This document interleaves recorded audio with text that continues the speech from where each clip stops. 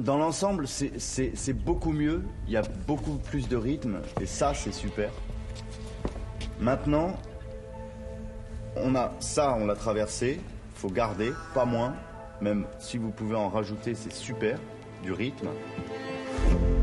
L'histoire, déjà, c'est adapté du film de Matt Ross, donc Capitaine Fantastique. Donc c'est l'histoire d'une fratrie, enfin d'une famille qui vit en autarcie dans la forêt, loin du consumérisme, et qui subit la perte de leur mère, qui était bipolaire et qui finit par se suicider. Donc ça se passe au tout début. C'est pour maman, elle aurait adoré ce que tu portes. Le thème, c'est la transmission, c'est sur justement le rapport à l'écologie, le rapport au consumérisme, le rapport à l'éducation aussi, comment on éduque des enfants.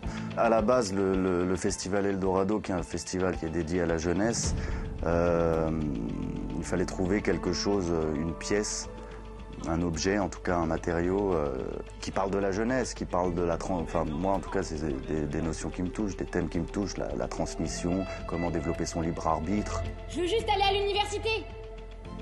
Tu fais des maths avancées et de la physique théorique. Mais justement, c'est ça le problème. Qu'est-ce qu'ils vont t'apprendre de plus dans tes universités? Mais j'en sais rien du tout. J'en sais rien du monde. Tu nous as transformés en bêtes 2 fois. Et maman, elle comprenait ça, elle s'en rendait compte. Alors dans les créations du Théâtre de Lorient proposées dans le cadre du festival Eldorado, on propose un accompagnement. Alors avant, c'est vraiment un casting qu'on va réaliser auprès des jeunes du territoire lorientais. Et dans ce casting, au fait, on va leur donner des billes pour mener un petit peu leur on va dire, c'est comme des entretiens un peu, mais en tout cas leur rapport au plateau. Et après, du coup, le choix se fait avec le metteur en scène. Je voulais vraiment des musiciens à la base. Et je trouve que caster justement avec la musique, avec un instrument, je trouve que ça met tout de suite en perspective ce qui va se passer. Parce qu'avec un instrument, on ne peut pas tricher. C'est comme avec la voix. Et après le jeu, on travaillerait.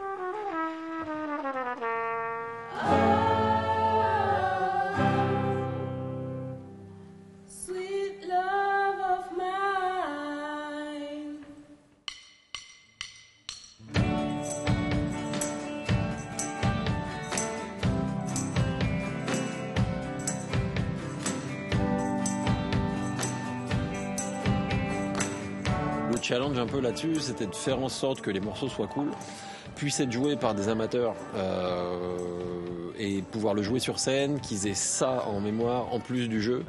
Donc il fallait composer des trucs qui soient pas compliqués, qui sonnent quand même, mais qui soient pas un frein, tu vois, qu'ils soient pas qu'ils aient pas besoin d'avoir une partoche sous les yeux pour pouvoir ressortir tous les morceaux, quoi. L'accompagnement pendant ces résidences de création va être d'être à leur côté pour les rassurer aussi sur leur rapport au plateau, sur le stress, le trac qu'ils peuvent ressentir juste avant les représentations qui se rapprochent, et aussi de les rassurer sur leur capacité à être au plateau, toujours en lien bien sûr avec le metteur en scène qui lui va en effet appuyer beaucoup plus sur le côté artistique, sur la pratique au plateau.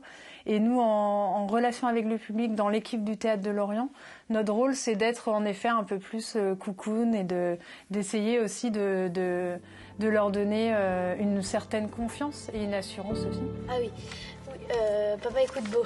Maman est morte, elle est morte, d'accord? Elle n'aurait jamais voulu qu'on fasse ça. Là, tu redis un truc. C'est tout, ils n'ont pas le droit. Alors voilà, c'est ça. Peut-être qu'à ce moment-là, maman est morte. Mais oui, papa, maman est morte. Rajoutez ça, maman est morte. Et toi, tu continues sur ta réplique. T'as entendu Jacques, il t'a rétranché en ce point. Papa écoute Beau. Maman est morte. Elle est morte, papa. Elle est morte. Elle a jamais voulu qu'on fasse ça. Mais ils n'ont pas le droit. Que tout le monde se taise. Je veux du silence. Mais je veux pas te perdre. Silence. T'en prie, on peut pas vous perdre tous les deux. Il y a un texte et j'ai l'impression qu'il l'illustre. Il nous permet de mieux l'illustrer. Nous, on voit ça d'une certaine façon qui est peut-être un peu basique, je sais pas comment dire. Et lui, il va dire d'aller encore plus loin, de peut-être utiliser ce mot-là pour t'appuyer dessus, pour l'agrandir. Et en fait, il met du relief à ce que tu fais et à ce que tu dis. Sage, la déclaration des droits de l'homme. Article 1er. Les hommes naissent et demeurent libres et égaux en droit. Zach, je te demande pas de me vomir les articles appris par cœur. Dis-moi, explique-le-moi avec tes propres mots. Sans la déclaration des droits de l'homme, on serait comme en Chine.